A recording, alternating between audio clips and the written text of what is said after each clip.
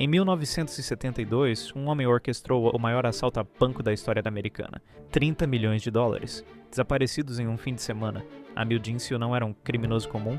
Ele passou 8 meses planejando cada detalhe, se disfarçou como empresário, alugou um espaço perto do United California Bank, estudou todos os padrões de segurança, sua equipe cavou túneis pelos esgotos, desativou múltiplos sistemas de alarme, trabalhou-se um fim de semana inteiro, 500 cofres, todos vazios. A operação era sofisticada, vigias posicionados, scanner de polícia monitorando, rotas de fuga cronometradas ao minuto.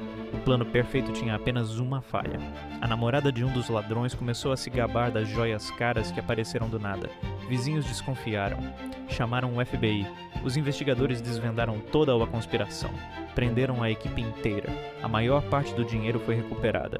O assalto perfeito destruído por uma mulher que não conseguiu ficar quieta.